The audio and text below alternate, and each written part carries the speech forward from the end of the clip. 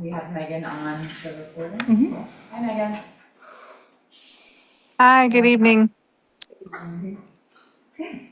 Well, we can call the Board of Education meeting, the main meeting, to order at 7:05. With that, we will raise to say the pledge of allegiance. I Pledge allegiance to the flag of the United States of America and to the republic for which it stands, one nation, under God, indivisible, with liberty and justice for all.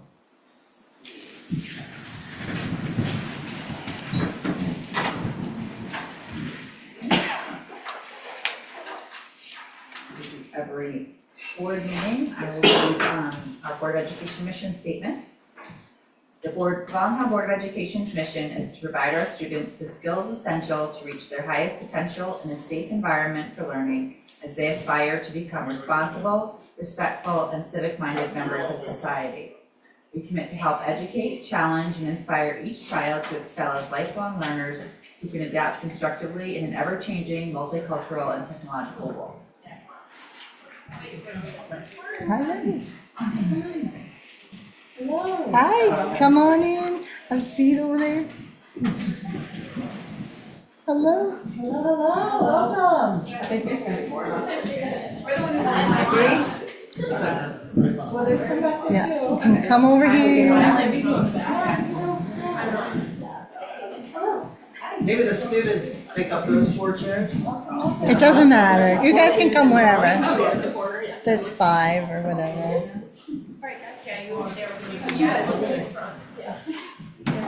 You guys are beginning.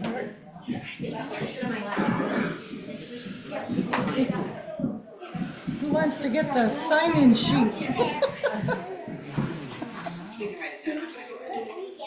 You're right. This is a tough roll call. Yes, we'll do that after. Yeah, that would be great. Roll call. Should we start off with our Awards. awards ceremony? Oh, is Megan coming? They were just waiting for. Oh, we're waiting on Megan. There's some more people coming. coming. Hi. Might as well go right up there, because you guys are, because the fun never stops. For the science fair that we were trying to close the door. Sorry. I can't believe you're in charge of that. Wow, that's so nice. Oh, what a great honor. So we're gonna start off with the student presentation. There's more chairs if you want to sit. It's up to you. We can choose. That'd be great. Yeah. We'll do this one first. That's Kate. Okay, two. Okay. Okay, so every year we, the junior high team selects 2 students that exemplify specific criteria, including distinguished leadership in school activities and in daily life. Right? So the first award goes to Kiaki Delogio.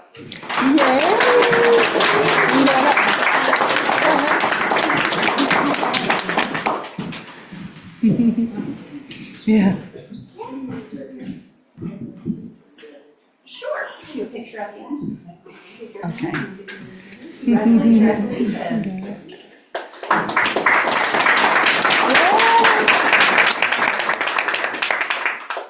And our second recipient of the Connecticut Association of Boards of Education Award is Michael Acuzio.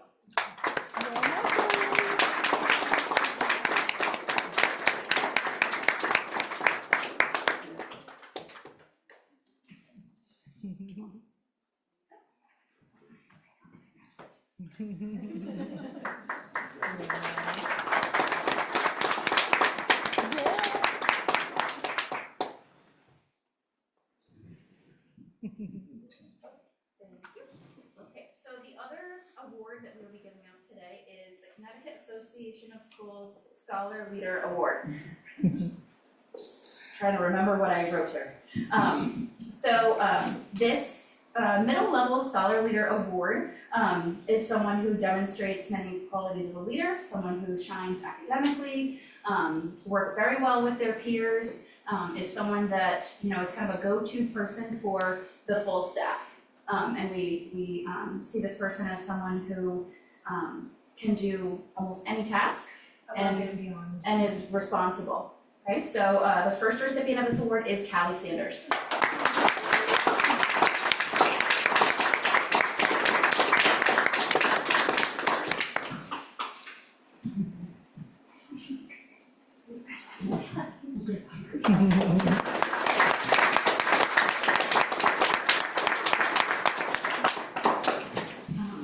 The second recipient is someone that just won the science fair for the second time in a row, who is a very well-rounded student and a leader within our school.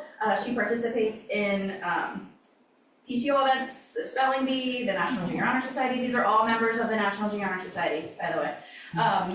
And she has exemplary academic achievements, such as winning the science fair in 7th grade. She volunteers her time, and she's a beloved member of our school community. So this is for Michelle Cabrera.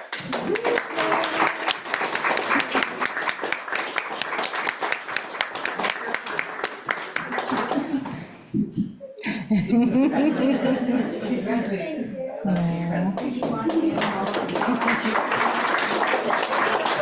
do a photo with all of you. Why you guys go that way? Scott, get in the picture, Scott. You mind? Thank you so much. Do you want to go right here? Underneath the Board of Ed banner? That works. And get the others in there. Oh, sure, yes. Go, Scott, yeah, get in there, Scott. Ready? Okay. 3, 2, 1. Okay, do a few. Nice. Oh, behind you, similar. Aw.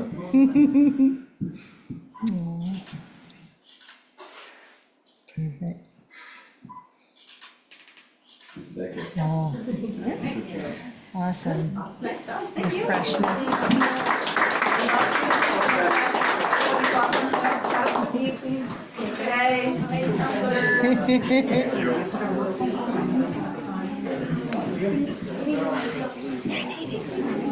Find it. I'll do my. Send me a list of no, no. We're gonna take a 5-minute break just to Okay. have some cookies and socialize with our guests. Okay. Congratulations. Congrats, guys. We need to go back. We are calling the meeting back to order at 7:26. But in the meantime, we did share a brief presentation to some distinguished students in our 8th grade year. We just had a CAVE and CAS awards presentation. Megan Glennon and Mrs. Page came in to we're here to do the celebration, so we are honoring Michelle Cabrera and Callie Sanders and Kayaki Delavio and Michael Azucchio. It was, yeah, something like that. I'm so bad with that. I can be much better for graduation on that, but we'll do all the things. Coming from a name that is very hard to say, I appreciate that. So. But congratulations to the winners.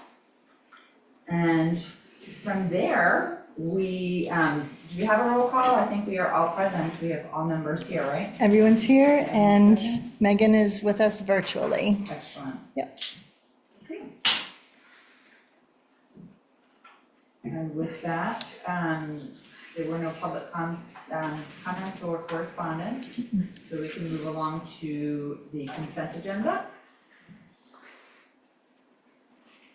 If everyone had a chance to review that, are there any questions, or do we have a motion to approve as presented?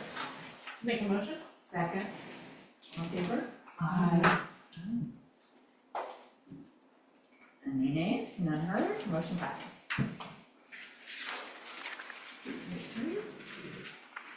moving to administrative reports.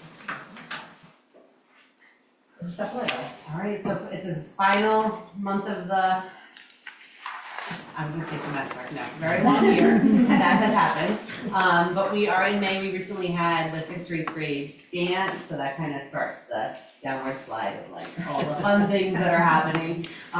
So we had that, PTO put on 2 great shows, I can't remember if I talked about the first one the last time, which was a STEM assembly, but it was set up inside the gym and we circulated classrooms through and they had like a building challenge to do, so it was a great, the guy brought all these new materials in and they had set up, but the second one, I haven't posted pictures yet, was a reptile show because everybody got to hold snakes. So we have lots of pictures of people holding snakes and all of these kind of things, so that was really a big hit, so that was pre-K to 8. When was that? Monday, this past Monday. Yeah. Yeah, Jake was out that day. Yeah. I thought you brought snakes into this room.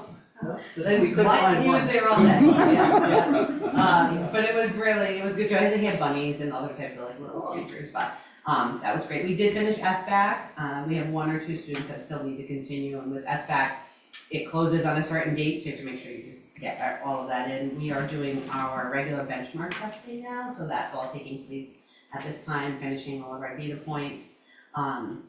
We are starting our preparation for the summer, so we do class lists and all those types of things that kind of get you out of the 1 year and into the next. As we look ahead, I did do the list of dates, so that way then anybody was wondering about the dates on there, they're also online on our calendar. The biggest one will be graduation on June 15th, rain or shine, so we'll be outside or inside if we have to. Also our awards assembly for the end of the year is June 11th, so June 11th, right around 10 or 10:30.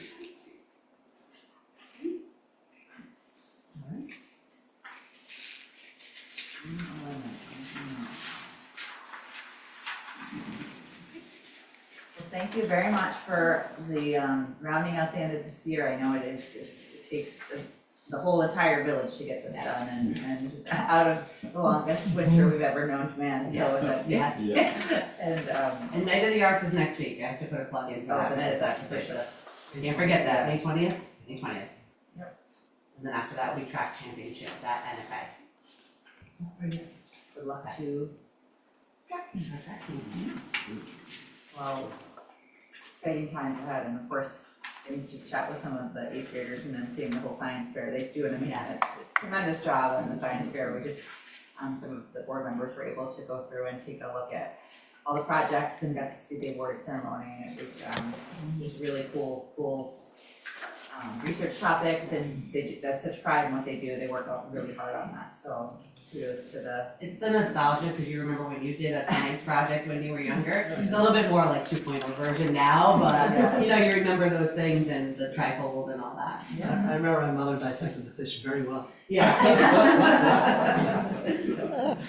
You know, well, you can just see how much thought goes into it, Yeah. so it's Kids are great, you can tell it's their work. yeah. You can, It's really, absolutely. really impressive stuff. And the research element to it was fantastic. Yeah, they're doing all the primary research, and it's good thing. And in our school, they've got, almost every kid gets involved because there's only so many people to help them with their You're testing everybody within the building for your SRP, so. Yeah. Great, well, thank you very much, and we look forward to the upcoming events. Dr. Johnson? I have a written report that's in your package. I did update it as of today. The census didn't change over the week, but the number of meetings that I've had to date is a little higher because of the week. It's a very busy month with a few regular meetings plus the transition meetings, which most of them are completed. They've gone pretty smoothly. We've distributed summer school letters to those students that qualify for that, and hopefully they'll come back in a timely fashion, so we'll be able to get started at the end of June. So things are winding up and winding down at the same time. It's a busy time, but everyone's chipping in, and it's been good. Do you have any questions as far as this? what else is in the Okay, so with respect to our 12+ kiddos Yes. for next year, are any of them graduating or are they still enrolled in the 12+ program? I have one that's exiting because of age. Okay, and do we have any new kiddos enrolling into that program?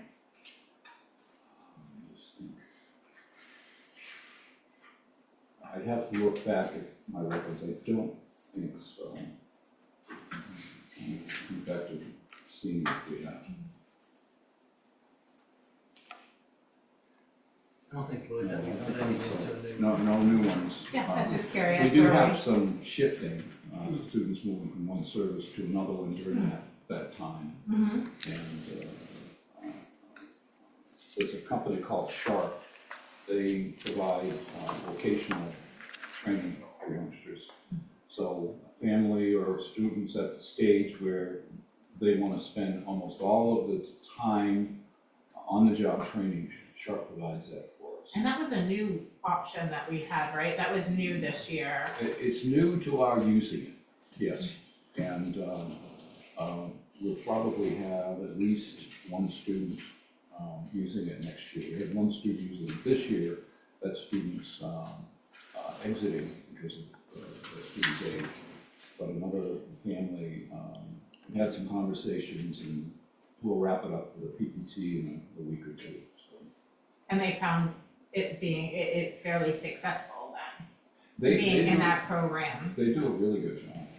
It's most, there's two classes of students that benefit from that. One class being the student who is capable of competitive employment. And then they are an agency that works with the Department of Developmental Services. So they also provide supportive on-the-job training for people who are beyond the age where the school systems are helping. And so the family has a choice of how to use their allocation of funds. And Sharp is one of the agencies that they can work with. So if a student wants to work, say, 3 days a week, and because of their Social Security benefits, they're limited to how much money they can make, so to speak, then they work that all out. So Sharp has been in business for quite a while. I think they do a good job. They provide either transportation to and from, or they have a separate fee if, say, the student can drive themselves to the work site. So they break out their fees. Good question. Any other questions for Dr. Johnson? Thank you. Thank you. Mr. Ryder? Just want to tell you what I learned this evening. So number one, caffeine does not help test taking. It degraded the test taking scores. Okay, keep that in mind. I did ask this, 7 people? I did ask the student if I should make a rule for staff. He said he didn't think that'd go over very well. So put it out there. Val, I did talk to your superintendent, he will be eliminating hockey. I did was with Michelle, the winner of the science fair, she made plastic. And I learned that making it out of starch is better for the environment and it was stronger than making it from plants. There you go. More information. If you're looking to jump, and see how high you could jump, stretch first. And do a little run, some stretching, and then another, I asked if I should make a rule. Amy, let's talk about this. Our teacher's jumping. And colors. I did ask a student who, Nova, I believe, who did a study on seeing what colors change the moods of people. And I asked if we were gonna make a rule and paint all the classrooms, what color should we paint them? The answer is yellow. Calming and happy, makes people feel happy. And then asking about what if we were gonna paint the locker rooms before games? How should we do? She came up, pretty traditional response, boys blue, girls pink. So, that was my learnings for today. Kids were as everyone said, the kids were fantastic. I mean, it's a really good showing, and the process of the SLPs, I was able to participate in one. And the kids are really, I mean, they're into this. So this is a really good tradition. A lot of good learning went on. So that was pretty exciting. As Amy said, we're winding down. Of course, when you wind down a school year, it kind of winds up the kids. So we have a winding down while we're winding up. It's pretty traditional. My year is, coming close to ending the first year. I'll hold on that until I finish.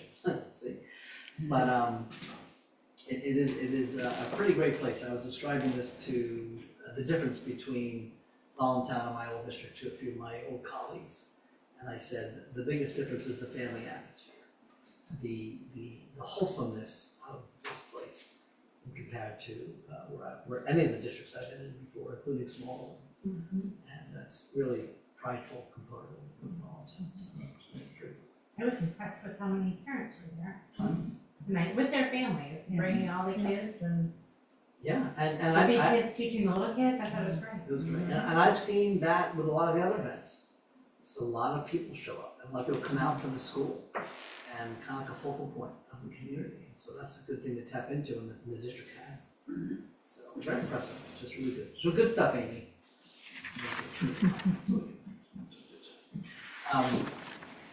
I'm gonna do a quick update on the budget, but that can also lead me right into the first old business. Right. You want me to just kind of flow?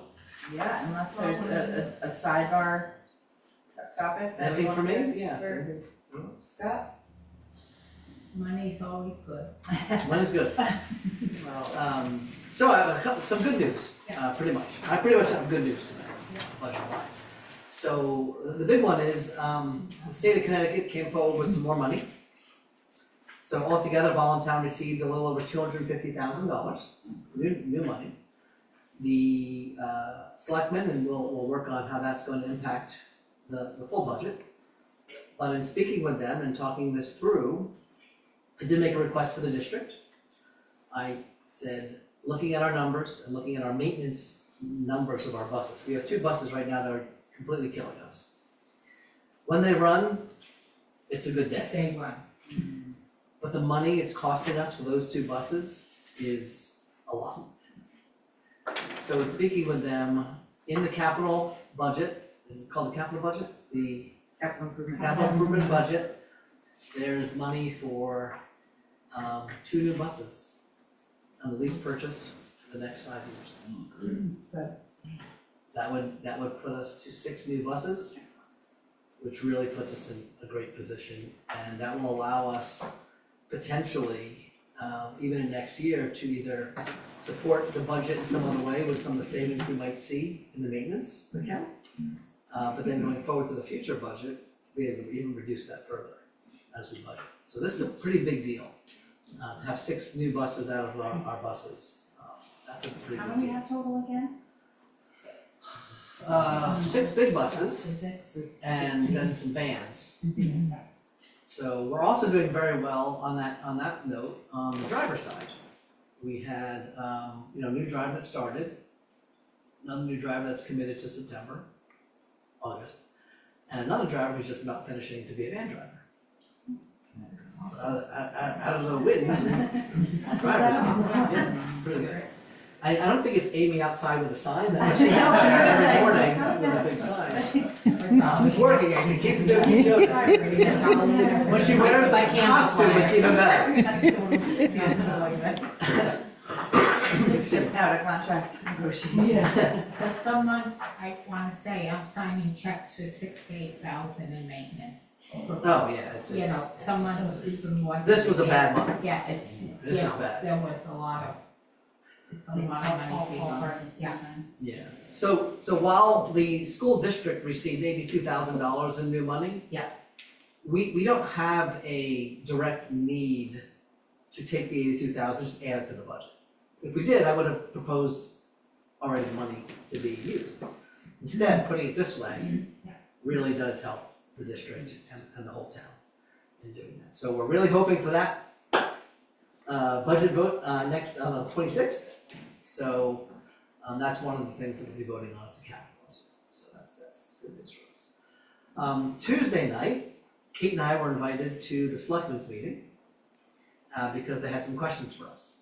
And most of the questions came from Sue, who had some questions about how we go about looking at the decision, in this particular case, the decision to move towards a psychologist versus the breakup of the people that we currently have, and why we might do that. So it was great. I thought she asked very clear, important questions, and that also helped us in thinking about how we'll prepare for the meeting on the 26th. As you know, we'll be doing a presentation on the 26th, and I've already started building a slide to showcase that exact issue and show how whenever there's an opportunity to do better for equal or less, we should at least explore it. Doesn't mean always do it, but you should explore it. And that's a really good example. And so I have 1 or 2 slides on that, and the rest of the slides I'll take modified examples of things you've seen already for that meeting. And I'm probably gonna reach out to Brian next week and maybe talk to him about how we're gonna coordinate that night, because it's new for me, it's new for him. See how we can work together to do that, which leads me to just the overall partnership and collaboration we have with the town. I don't know what it was. I don't even care what it was. What it is pretty awesome though. And that I'll say. Like I say this a lot, but just because now, but it really is good to be able to pick up the phone and ask questions or have conversations about things.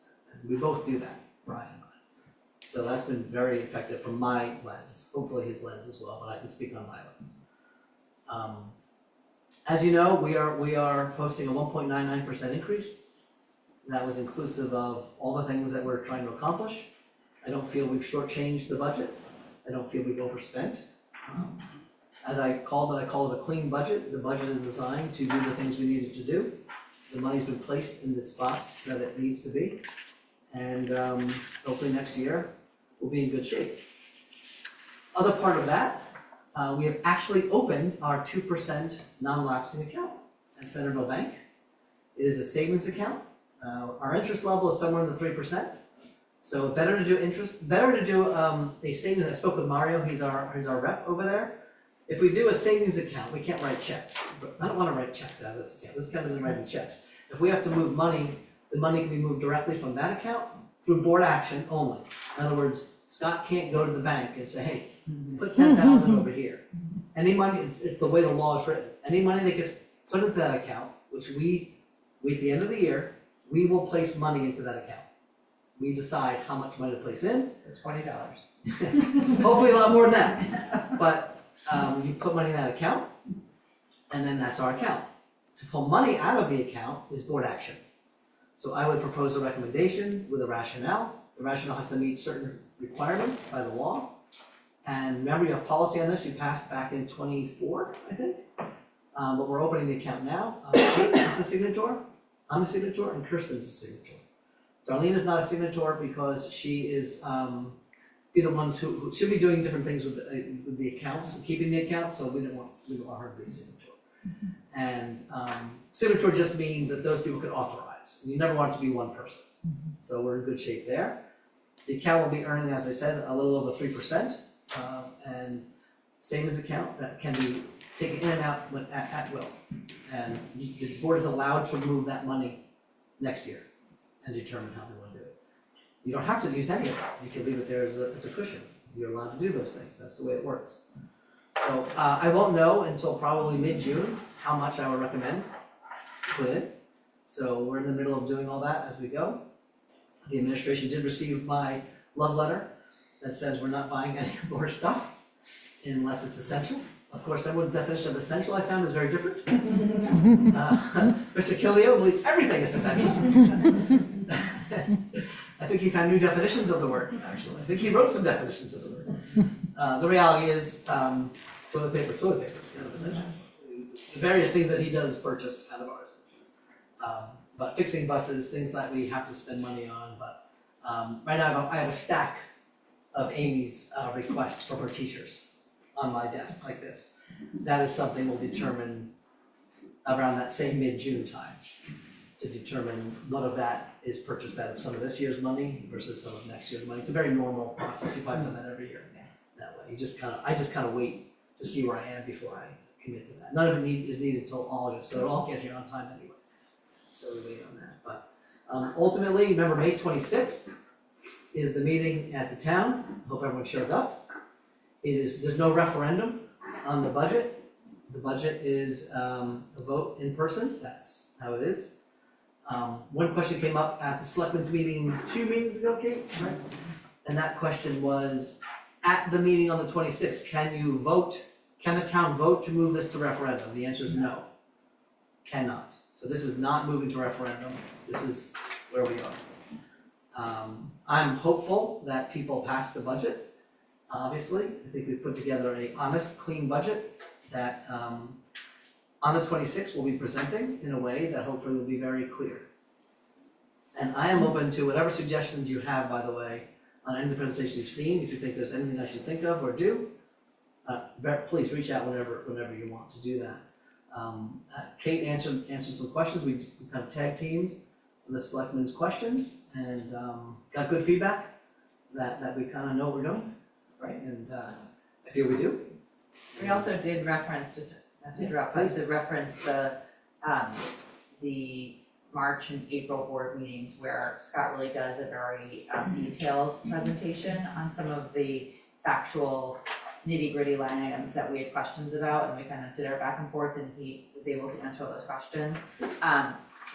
The select people, they said, well, people still might go like, let me see, what do you mean by line item 65 or whatever, which is fair, they might have a question.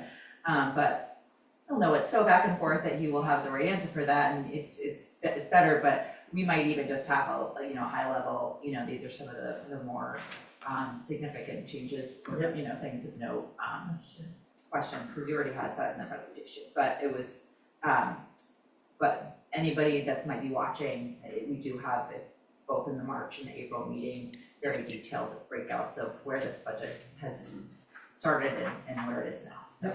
Right on YouTube. On YouTube. So that's kind of where we are. That's what's being floated on the 26th. This is 1.99% and the extra 50,000 in capital. For the buses, remember that's a lease purchase. Obviously 2 buses cost more than 50,000. But instead of asking for 250,000 in 1 year, we'll go with that. And 50,000 helps us, I can supplement that with a few other $1,000 to cover the full cost of the lease through reducing the maintenance cost to cover anything over 50. And that's how you do that, right? Because I'll reduce the maintenance for those. I'm actually analyze the full cost of those 2 buses this year and reduce that by a percentage, apply that to the fee so the town doesn't have to pay more than the 50,000 for the buses. Then each year that money will sit in that account and cover it, and in 5 years we'll own those buses. And in 5 years we'll actually own 6 buses outright. At that point, what you generally do, just so you're aware, remember I said it 5 years ago, is you determine your usage, the value of the buses at that time, and whether or not you just start over again. So we ran in my previous district, we ran never having a bus older than 5 years. That was our number. And on a 5-year lease purchase, you have a balloon payment sometimes at the end. This year we didn't structure this as a balloon payment. In 6 years we'll own the 4 that we bought. And if I do a 5-year on these, we'll own those after. So we'll own all 6 around the same time.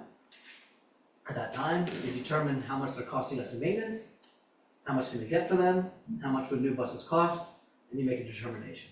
If the math works, you just continue the rotation without ever adding more money to the budget. That's how you generally rotate.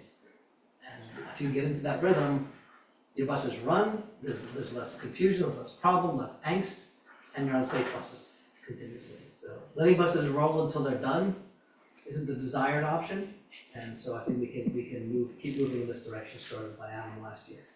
Has the specs been put together yet for the Nope. new ones or gone out to bid or any of that yet? No, because I have to wait until after the collection.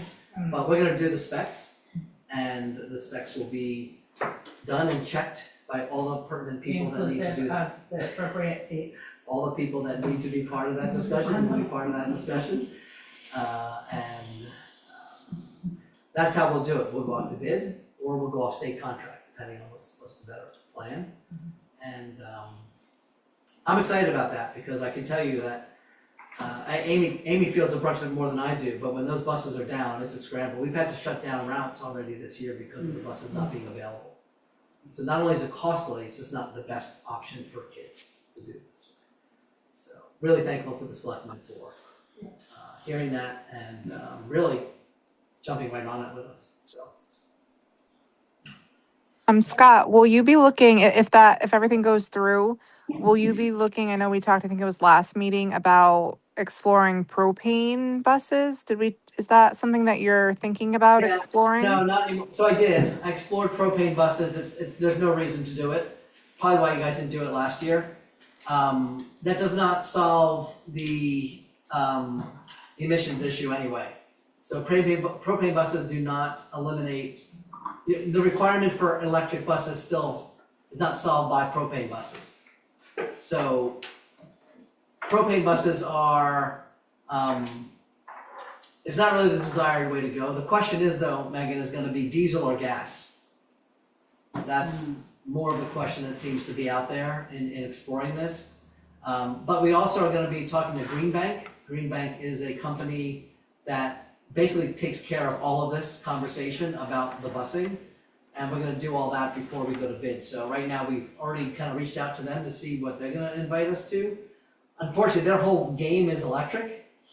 Electric buses might cost a little bit more for the town, so that 50,000 might just need to be a little bit more, 800,000. Tiny bit for the two buses. Yeah, just 800. They're not bad. 400,000 a bus is not too bad. And that doesn't include the infrastructure. Now there's grants. The problem with electric buses, I don't want to get too much into this. The problem with electric buses is, let's say they get grants to fund the entire project. In 10 years, you need new buses. What are you going to do when the grants are not going to come through again? What do you do? And if you buy all your buses at the same time, your entire fleet goes down at the same time. So the idea of this generally would be you buy 1, 2 at a time and you stagger them in. The problem is it's so costly, not to mention the idea of what has to be done with your infrastructure. But on the infrastructure note, Megan and Val asked this question. We're also going to be exploring sinking tanks. The question is gas or diesel. You have both buses right now. We have gas and diesel, so it's not so clean. The idea is get to one, and then you can bring it on tanks. The idea, like I said the other day, rolling up yellow buses into the station. We're paying a fortune. And I have districts right now that have agreements that have multi-year agreements that they're still paying $280 for diesel, and we're paying whatever the rate on the $4.70 or whatever it is. Yeah. And this isn't exactly the cheapest place to get gas. It's not right here, right? This is not cheap gas. Not that they're expensive, but generally there's you explore. Right? You want to get the best prices, especially when you're filling up buses. So exploring the idea of sinking our own tanks, we're going to see. And then I would try to do that with the town. They have their own, but they have a little one that wouldn't service us. So figuring out how we can do this together. But so all those things are in play. So what kind and all that, we haven't gotten that far, Megan. But the propane idea that I thought was going to be a good idea doesn't seem like it's going to be the right move for us. So that would be my long answer to that question. I appreciate it, thanks. Yep. Okay, anything else for me for budget? All right, we'll see you all on the 26th. 26th, mark it down. And what is that? 7 o'clock. With friends. 7 o'clock. Sue, I need at least a dozen friends. I'll work on it. Thank you. Great. All right. So item number 2 on old business is the Board of Ed and administrative goals for 2026-27. I know Amy kind of took a pass at the administrative piece. Do you feel comfortable with those as you did that along? You guys thought about that? I would leave them with Amy's edits. Yeah. I looked at I just based the edits on what we've done in the past, we just cleaned them up, Clean them up, took some yeah. stuff out that really wasn't pertinent.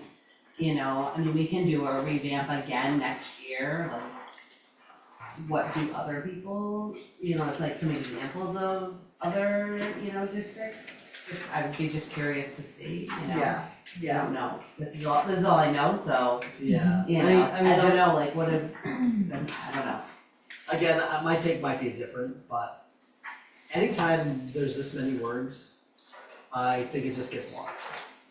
As a real purpose. I think the idea of having 3 pages for administrative goals is just not gonna be as strong as a different way. However, with the idea of moving towards a strategic plan, I don't think the idea would be to spend too much time on that right now. Yeah.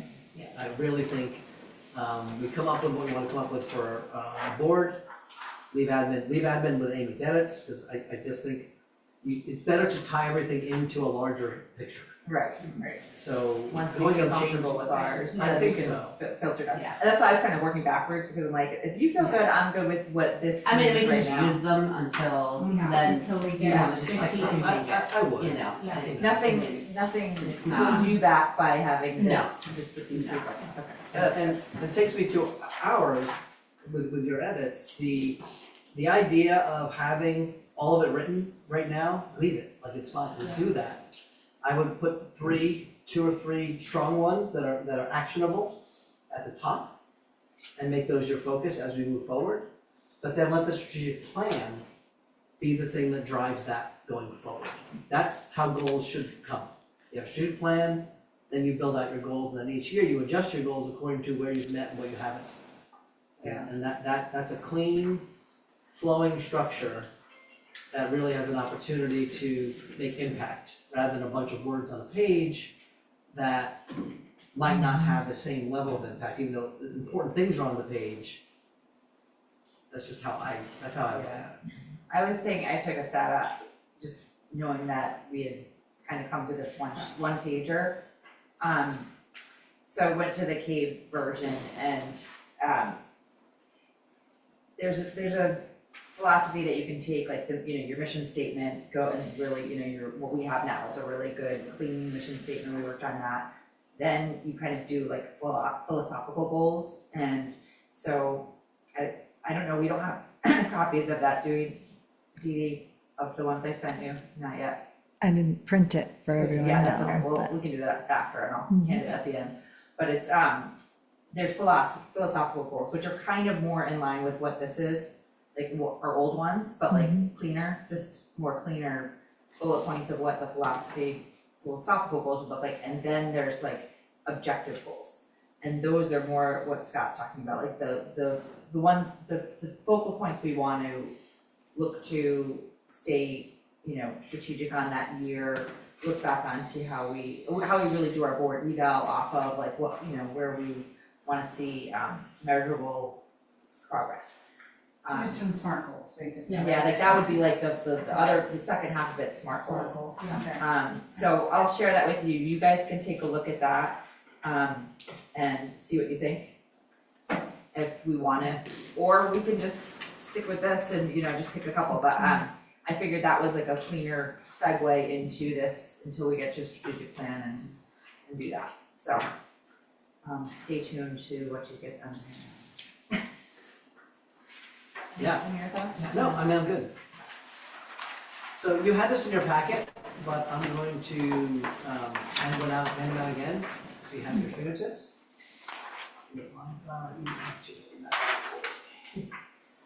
This is what Dee Dee did for us, so thank you, Dee Dee, for this.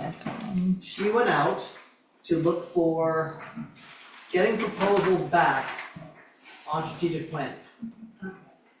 So, as we talked about, strategic planning is something that is really vital for an organization, not just a school organization. It allows a board to consider the sentiment of the community it serves, and then devise a plan to achieve certain elements. The pillars that come from this work won't be all that unfamiliar to everybody, but each one of those pillars, however it comes out to be, will be derived for and specific to Voluntown, not anywhere else. And every town and every school system has its own personality and identity and needs to have that. So in exploring that, we learned, and Dee Dee put this into a beautiful chart for us, that there were a wide range of costs associated with this. Now, two of the costs, one specifically I was really shocked at, one I was pleasantly happy to see, and then the other two were actually more in line with what I expected. So the pleasantly happy to see was learned. That's a very, very, very reasonable amount of money for a strategic plan. The next one is a shock, but we're not so sure how real that number is. That is former Secretary of Education Miguel Cardona and his team. Now, smart, you have a name in Connecticut because you were the Commissioner of Connecticut, you became the Secretary of Education, open your company in Connecticut and make sure you hit a home run. I would imagine having his team would probably be an amazing opportunity just because of the name recognition alone. It immediately gives you credibility in the work. However, Dee and I talked about this today, the idea that 10,000 plus. Yes. So we would want to determine an actual cost and get that back to you. And see if we're looking at 10,000 meaning 14,000 or 10,000 meaning 40,000. I believe due to our budgetary restrictions, the final two, not gonna mention their names, are probably out of the running. Even though they might do Yes. absolutely fantastic jobs, I just don't see us approaching it in that manner. So really, it did come down to, oh, and by the way, CAVE does not do this anymore. So CAVE does not offer a strategic planning service. They offer workshops on what strategic planning is, but not actually doing the strategic planning.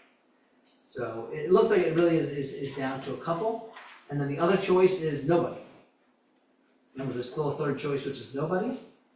I am gonna be 100% honest with you on this nobody idea, just to be clear.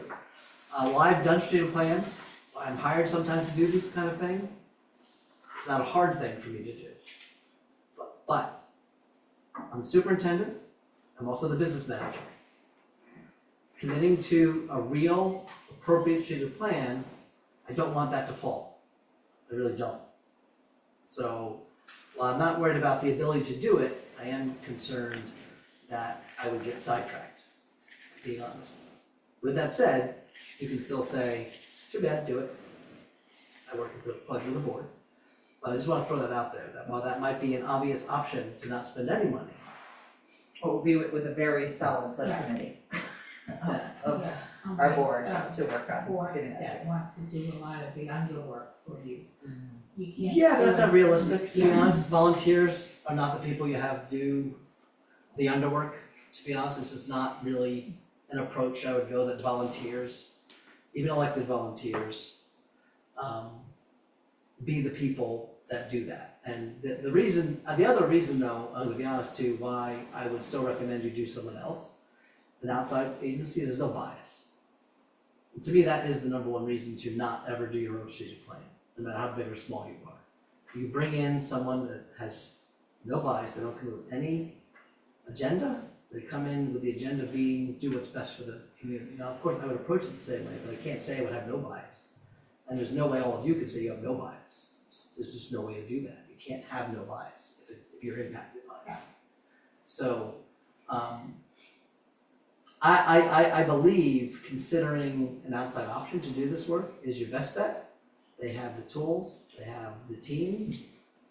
I don't know how Lauren is doing it for that price. It's pretty impressive. We would still talk to them more and see. But my recommendation is to explore these two and try and get you more information. No decision has to be made, but we also, I think we submitted in their packets, they have the full, Learn one, and then a little bit on so Cardona. this is a summary, but you have the actual Yeah. documents that were provided by the agencies. And I would suggest giving that a run through, see if that's what you're thinking about. And again, I will be glad to do it. I will do a great job with it. I think it would be strong to have another company, but I would say if the only options we got were the last two, I would just say, let's move on. What about that bottom one?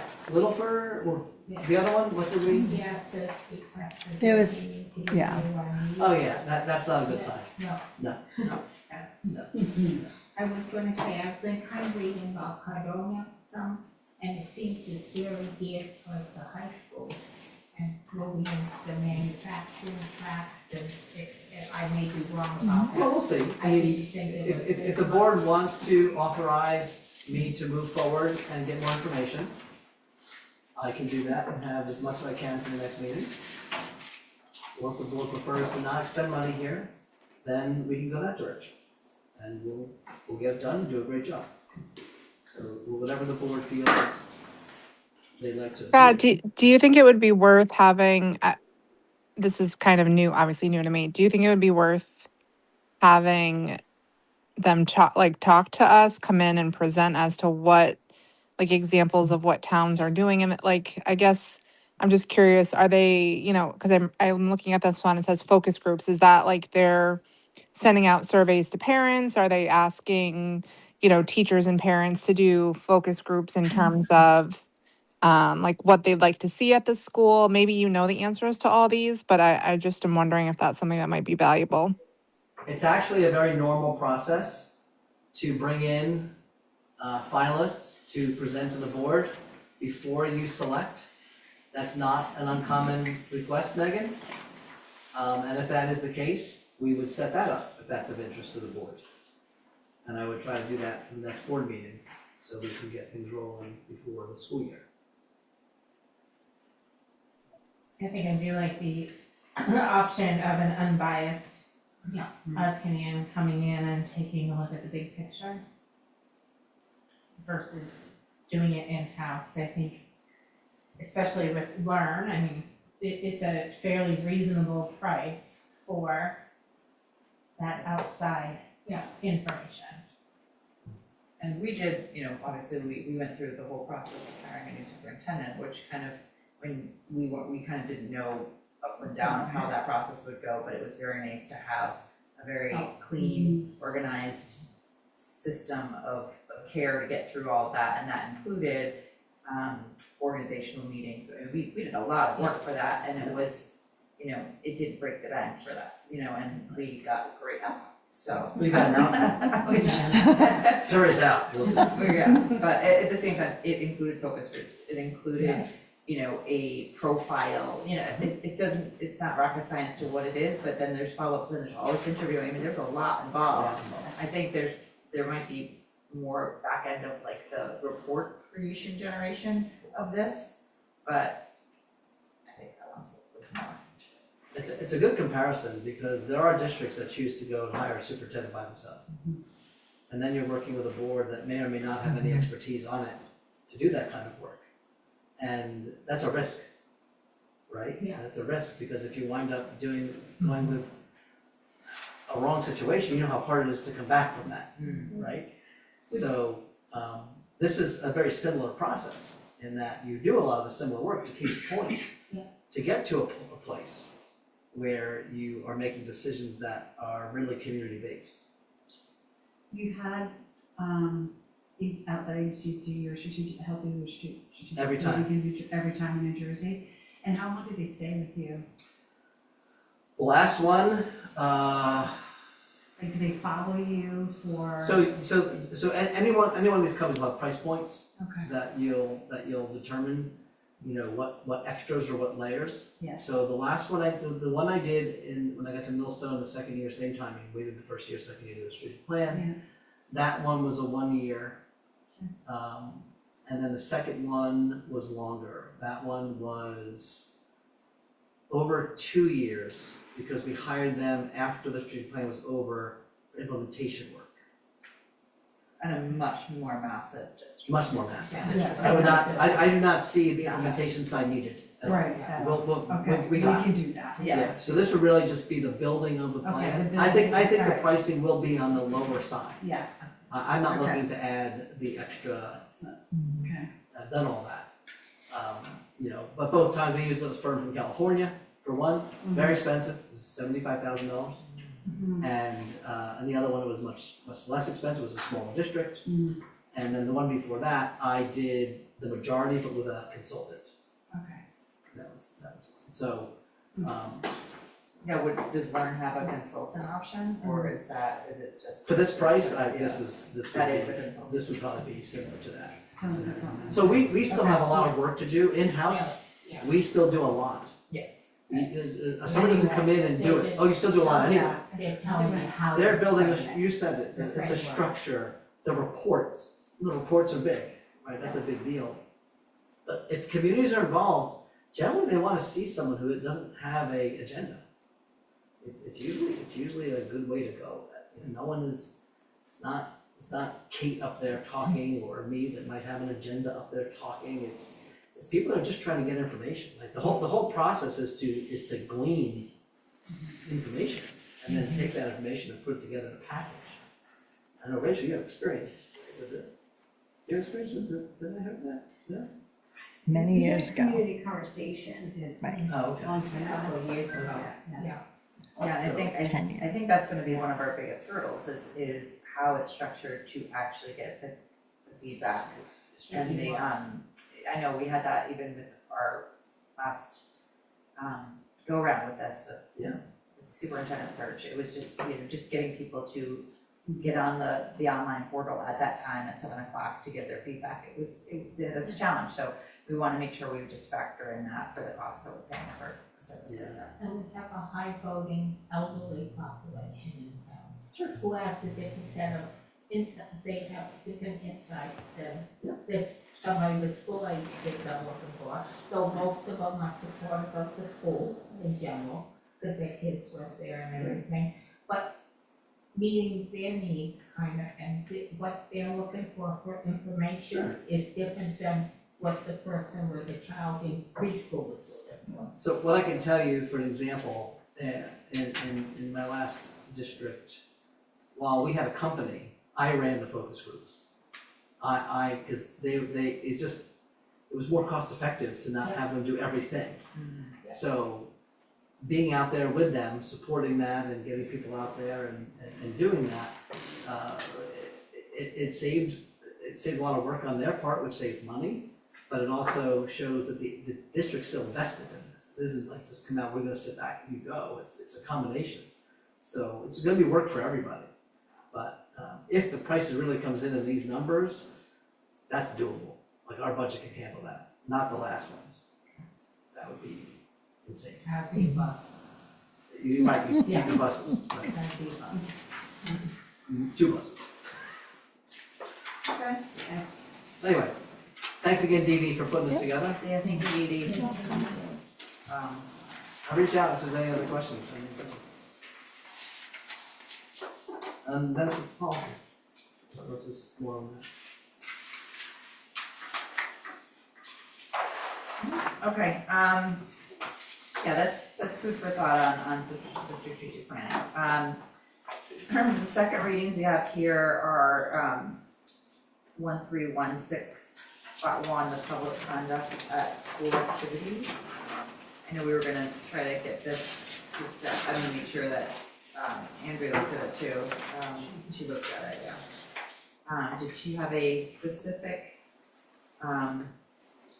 version of anything that she thought might be? I don't think really, they talk a lot at the athletic director meetings about they've been talking about this a lot, not just policy, but in general about spectator behavior, that kind of stuff, especially this year. So I think collectively as a group, the small schools and the large schools, they're trying to just a united front on what's expected at each, whatever season it is.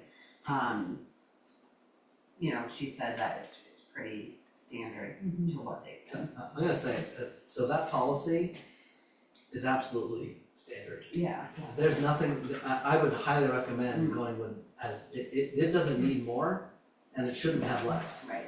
The district needs the opportunity to say, you cannot be here, period. And that's really what that policy is for. Because the rest of it, we all know, like everyone, you gotta remember, everybody who goes to a sporting event or another kind of event knows exactly how to behave.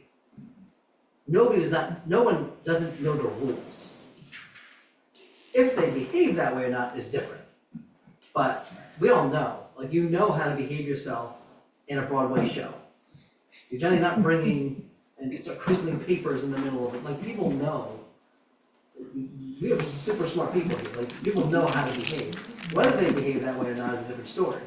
So you just need a policy that gives the Board of Education the ability to say, you can't be here. This is what we expect. And when you read the two descriptions of what should be said at a game, number 2, the concept of role model and saying that, reminding everybody of that every time, that's a great little, I mean, they did a good job on that.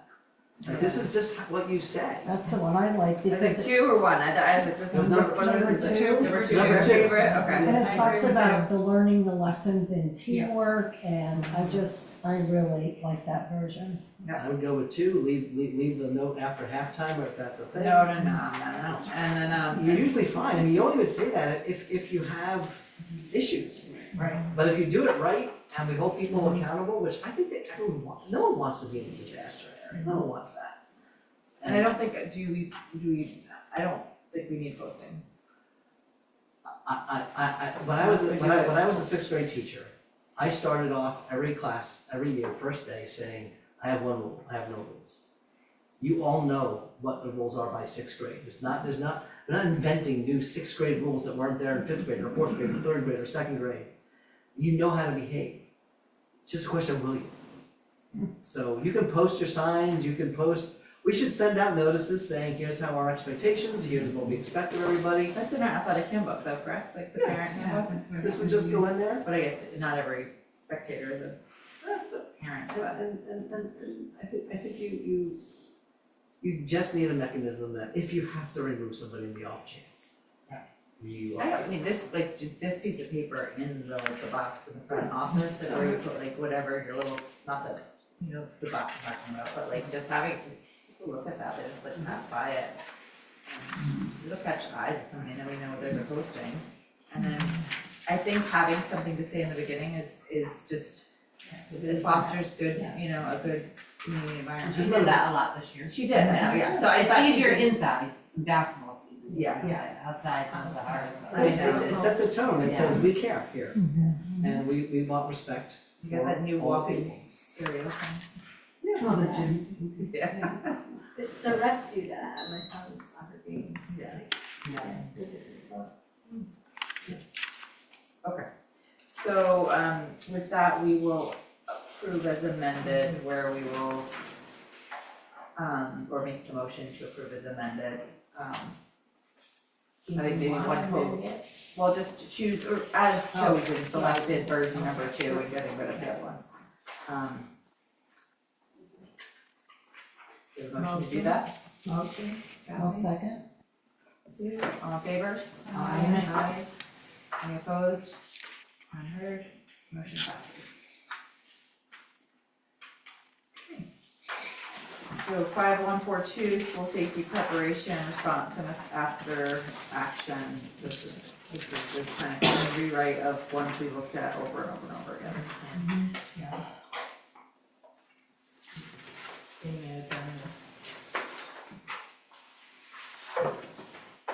And this is the regulation, I know I think we already did the policy for Correct. ourselves.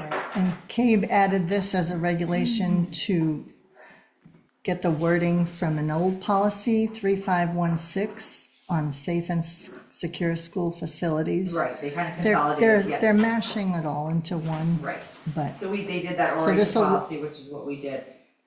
Is there anything that we need to, I mean, we can't really do anything with the regulation anyway, it's a so it's. regulation, it is what it is. Well, just clarification. We own the regulation. There's no such thing as a mandatory regulation. Mandatory policies, not regulations. However, with that said, there's so much in that regulation. They're generally meant to CYA stuff. So it's fine. But if I was writing you a regulation, it would be 1 page, maybe a page and a half. We know how to do it. It's just too, Too wordy. no one is ever going to look at that for any purpose until there's a problem. Every year when you have to write your school safety plan, you have to refer to all of this stuff. So just in future, the board owns, I'm not even sure if in Connecticut the board owns it, I know the superintendent owns regulations. And boards can choose to adopt, can choose to vote on them or not. So in other words, you don't have to, a board does not even have to pass a regulation. If you think about a policy, you're a policy-making body. Yes. You make a policy, then you hire a superintendent to say, build us the plan of how we're gonna do that policy. That's a regulation. So here's a policy. The things that educators always fight with states about is the state comes up with a rule with no mechanism of how to get to that rule, right? So if the board passes a policy that says all the walls have to be painted purple, then technically we have to have a plan of how we're gonna paint the walls purple. That's the regulation. That's how that works. Many boards adopt the regulations as part of a policy. This board does. We continue to do that. But just don't think that because Kate wrote a 40-page regulation on how to brush your teeth, that is what is required of the board to adopt. Is it, what's your recommendation on looking at something together then? Policy and the regulation at the same time, so it works on the same things? I mean, I feel like we did just look at this, I think.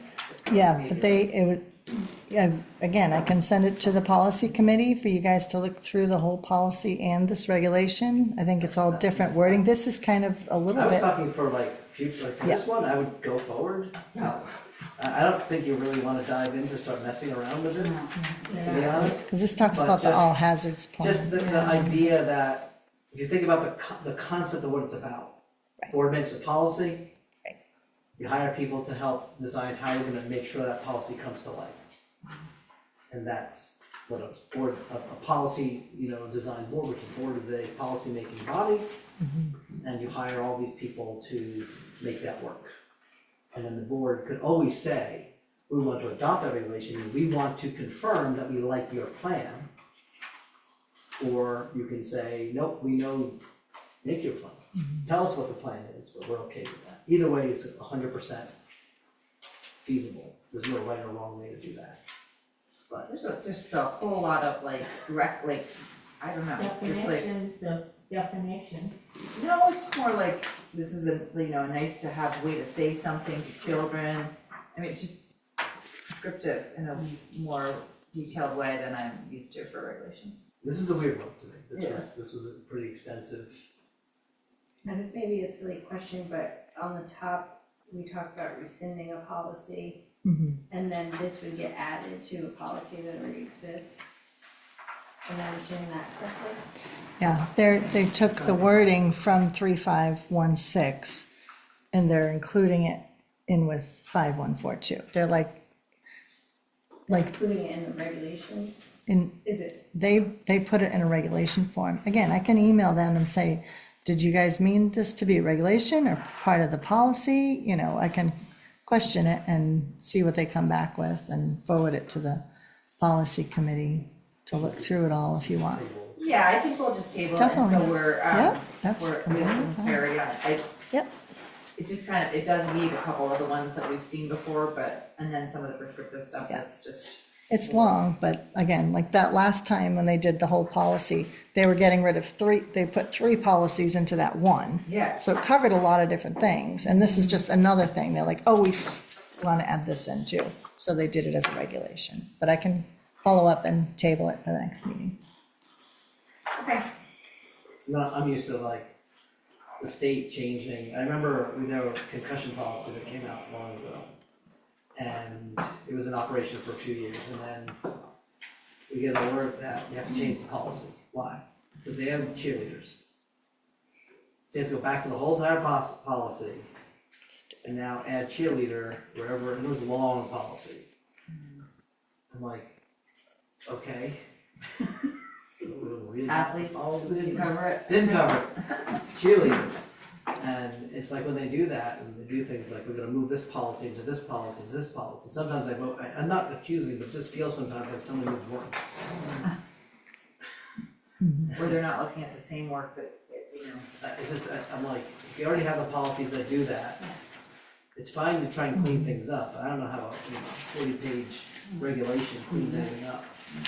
Especially when it's about your, you know, all hazards plan, that, Right. you know, it's every year. Every year. We are like on bated breath of like what it says because we have to follow it to the T. Right. So that's the thing. If there was a change in law, then that would be a justification for what happens, and maybe. Right. Next one's far more important, actually. Which Not we've important, already, yeah. but, you know, but, you know, necessary to realize the importance of generative AI and how this is going to impact everything we do, and how we impact and work with kids and stuff like that, and staff usage and student usage. It's, I think we talked about last time, it's massive, but this is a good start. The policy itself is a good start. I think Megan, you still there, Megan? I am. I'm still here. You know, I would never miss policy, Scott. Megan had a good point, and she asked, when will we implement? You can adopt a policy with an expected implementation of September 27. You can't just have this because we passed a policy. The policy in this case, I would see as, here's your guide, get us here. Because AI is way too big to just start saying go. And if you look at what it does, so there's a big thing in AI that is of concern to educators, that is FERPA. That's a law about student data. And you can't, this policy says you cannot have a tool that distributes student data, that collects it and distributes it. So you have to assess all that. So anything you're using that has that potential has to then go through a process as determined by the policy. And that is superseded by law anyway. So really implementing AI, and I thought Megan's question was spot on, is let us take some time, not for the policy, you can pass the policy, but to consider really what this will look like in Voluntown schools. Our Policy strategic itself plan. is there to do that. This policy works, in my opinion. Could have some changes or some things you want to make different, it's still good, but it gets us off in the right direction to. So many gray areas with that, that's the problem. I think the whole thing is a gray area. Yeah. But nothing in education since will have the impact on education more than this. I can't think of anything in my 35 years that comes close to what this could do. So you think getting a policy set up and then we work on implementing the policy with specifics for our school? Yep. Is that? And And I think we take the not year. until a whole Yeah, other another year. year We or go, so. we Yeah, work the whole year on that for the working next on- year. On the underpinnings. Start building, I mean, it talks about professional development in there. Yeah. You can't do all that by start of school. Yeah. But we can do that with Throughout the a year. plan by the start of September 27th, August 27th. Sorry, I still say September, August 27th. Would be what I think is a reasonable thing. Amy hasn't spent much time talking about that, but I think that's, does that sound? Unless you want to start now. So maybe as a board adopt this policy and then work from that, work out from that. Yeah, I think the board adopting the policy is like a good starting point, and then the policy obviously talks a lot about a committee, like an AI committee. And I think, you know, one of the reasons I asked regarding the timeline is because it would be good to maybe periodically at our board meetings have an update of kind of the status of the committee and the steps that are, you know, because this is really uncharted territory for all of us, really, right? So it allows time to work through it and really be thoughtful on the impacts of the decisions that are being made.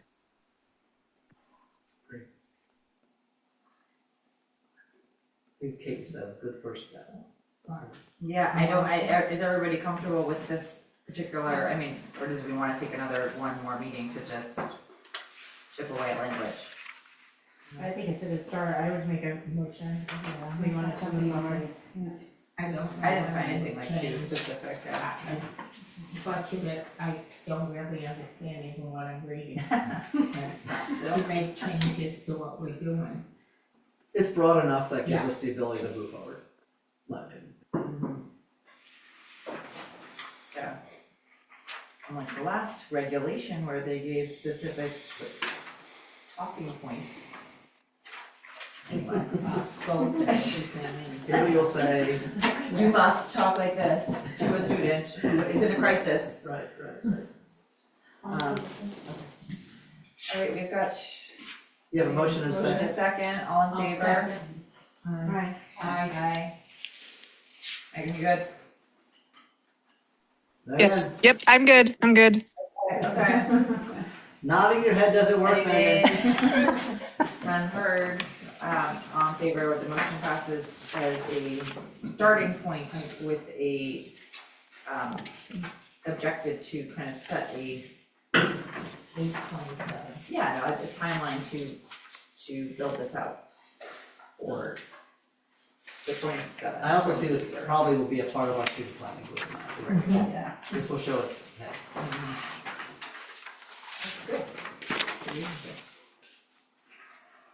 Okay, well, those are old business, pieces. The new business policy that's new is digital recording of students and staff. So this is a first reading, we can come some of our thoughts around this in the policy committee. Just curious if there are any thoughts here from anyone else.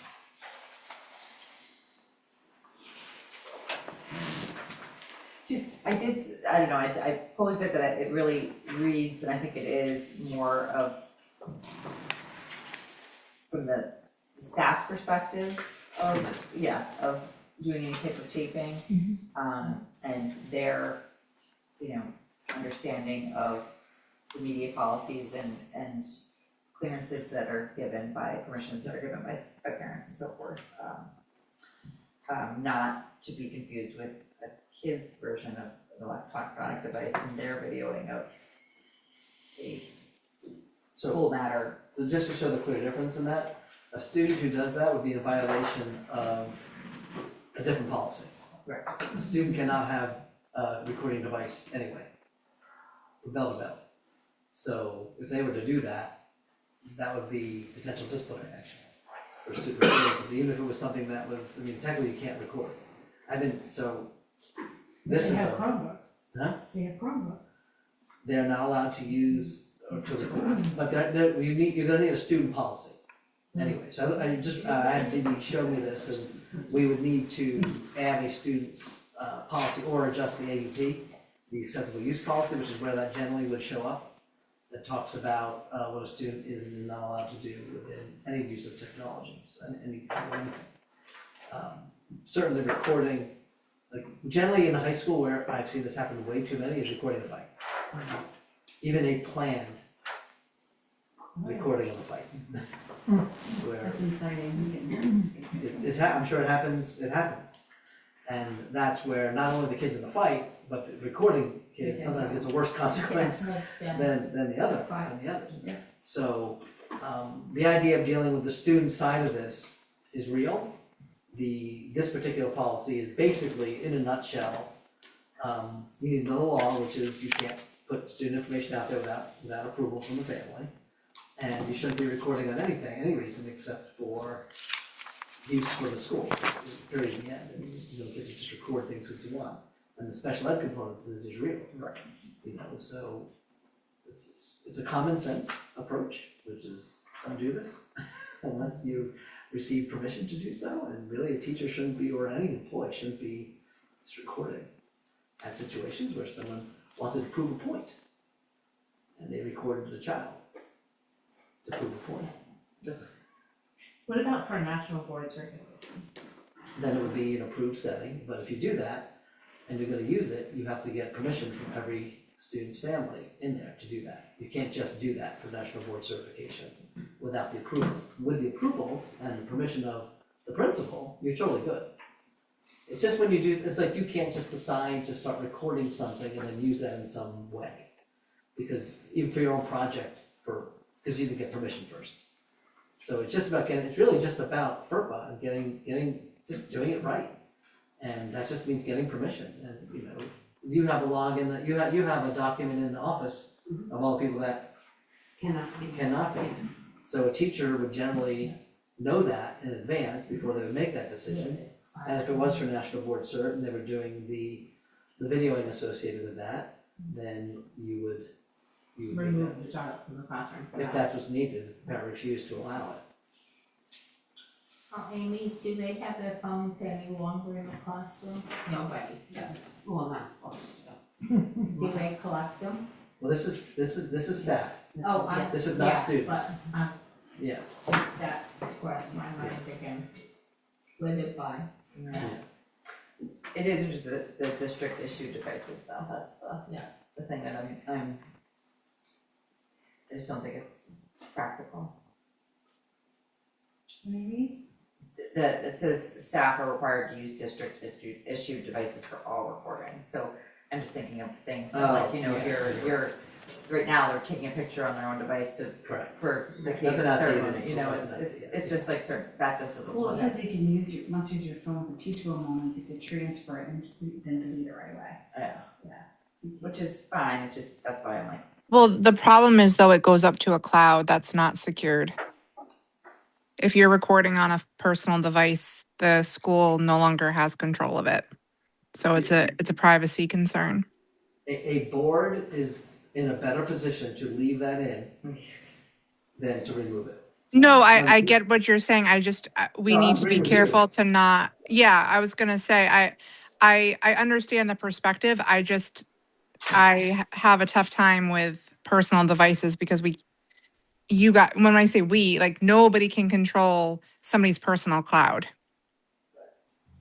That's a suggestion, Megan, is to leave it as is, because the board is more protected Okay, by saying you can't do this unless you do it on a district device. correct, exactly, correct. There was that one additional, I know Amy had answered the question regarding that there was that second with the cell phone that's or was it a cell phone or a personal device, I think is what it referenced with being deleted within 24 hours. Are you recommending that stay in? That's what number 2B is. Right, are we recommending that stay in or be removed? I'm recommending the board take every precaution to protect the board from any potential misuse. The more protections you have, the better. Correct. You covered it saying you cannot do what you did. It says it here, it's board policy. Anything you remove to lessen that just puts the board in more of a risky situation. Not that I believe we have too much to worry about, but you don't write policy out of hope. So I believe I'm agreeing with you, Megan, again, which that's scaring me now. she No. wants to get rid of the whole thing, so I think it's fine. No, I just wanted, because I just wanted to clarify. So you want to leave the policy as is with the 24-hour removal on that number 2. I would suggest yes. Okay. That's what I was just trying to clarify, make sure I was understanding what you were saying. Well, this is first reading anyway, so if you wake up in the middle of the night and have strong feelings for next meeting, we will continue the discussion. I will say, Dee Dee and I talked about earlier today, the idea of, so Dee Dee pulled up the various things that could impact students, and not really seeing as clear a statement as no recording. Right. So we might wanna come back Yeah, we'll do that on in the student additional. one, additionally with the AUP is where I would put it. And that's because every child, they sign the AUP every year. So that's where the best place to put it. That way, does your parents sign too? Yeah. So that way everybody has signed, whether they read it or not our, we hope they do, but we can't make them read it.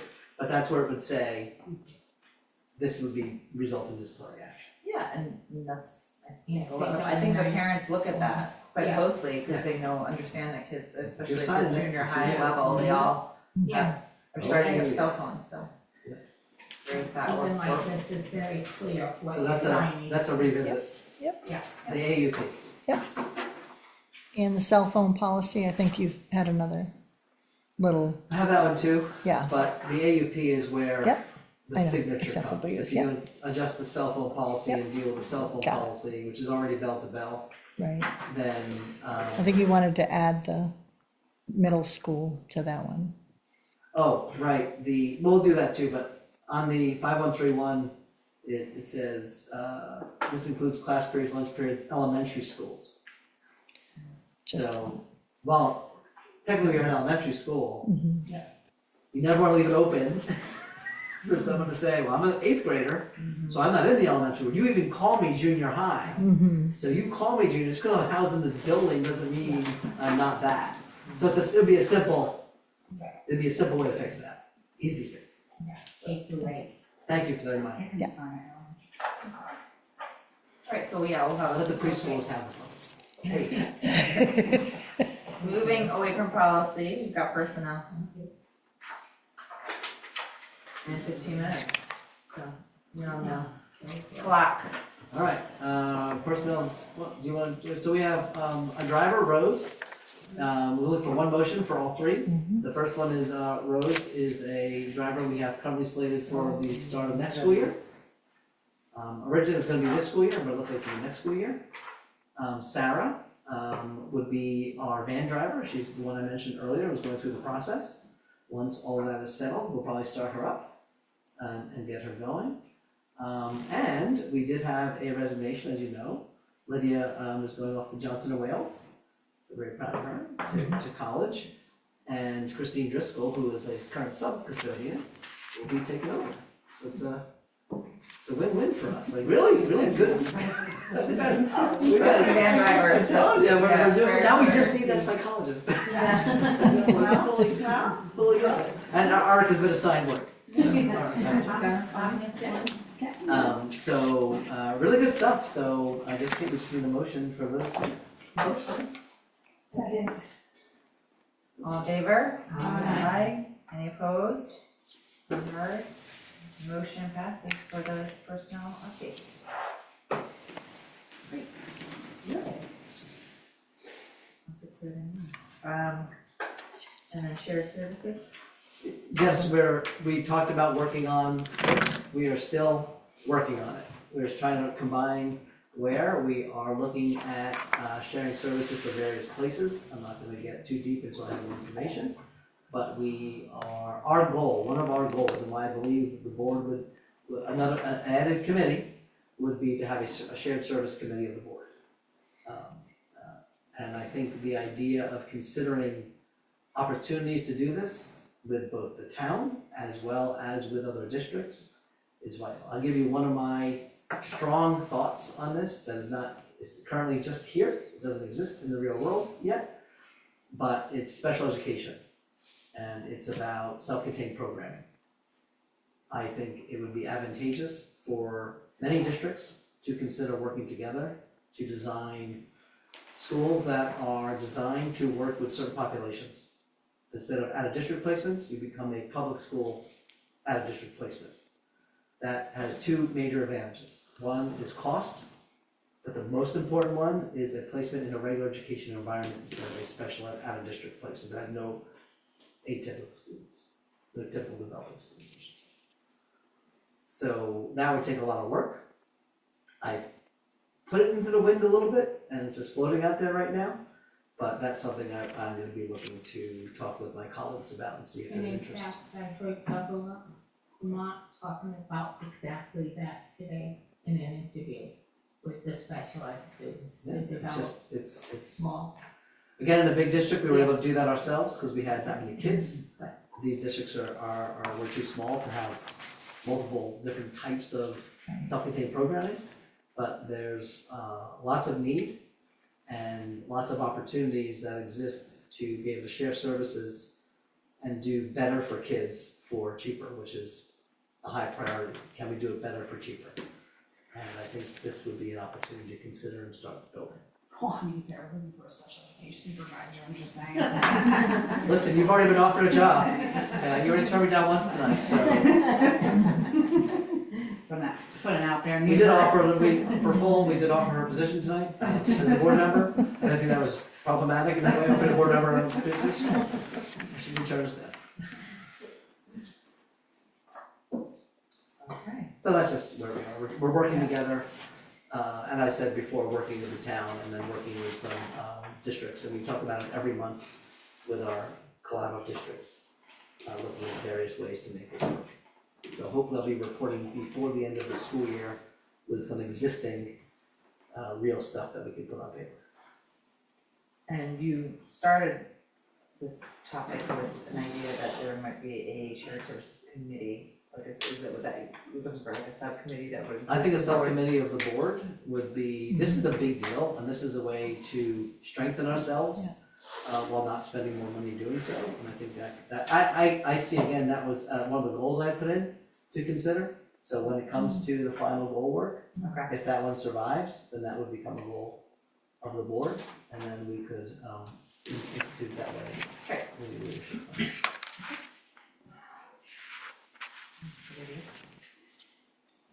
Excellent. That's that, we have executive then. Yeah, so obviously we'll reiterate that the annual town meeting with voting on the school and town budgets is May 26th, which is Tuesday after Memorial Day. So like, you're gonna have fun all weekend and you have to come back on Tuesday and I'll be present. And the whole town will come out and we'll have a great discussion and make a good vote, so. And can we make it, can I make an amendment to the motion, next motion for executive? To add personnel and add negotiations? Okay.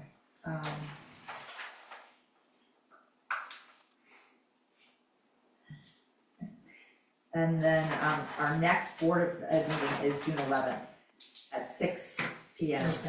We're back at 6. I don't think there's any. Yeah. I hate six. So that's Santa Fe's 12th, is the 11th? 11th. Yeah. I'm sorry you have to miss the graduation. Oh, I know, I might miss it. I actually have I- class that night, so. We have 3 things, Yes. really.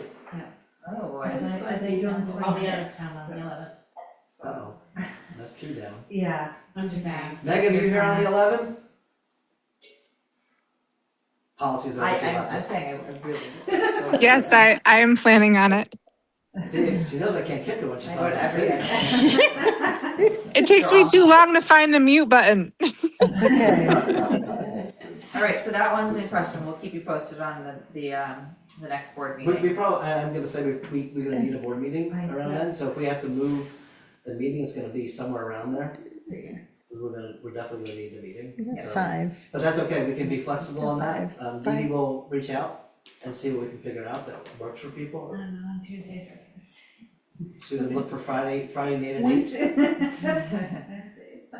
That's every soccer practice. Friday at 8 o'clock, come on, like, what's the big game on Let's see if Friday we, night? we're gonna see if we can figure it out, if not, we'll leave it, but let's see if we can. We have 2 members that can't, so let's see what we can do. We could do it at 9 o'clock. I'm busy that night, Okay. I have a thing. Sleep. Okay, so moving into executive session, we need a motion to enter, inviting Superintendent Scott Fetter for the purposes of discussing the personnel as per state statute 1-206A And B. and negotiations. Yeah. And B. Motion. Second, all in favor? And that is at 8:51. There's the Oreos left, I think, over there. All in favor? Aye. All right, you guys need 2 minutes or no? We need to finish in 9 minutes. I know. Let's have a vote.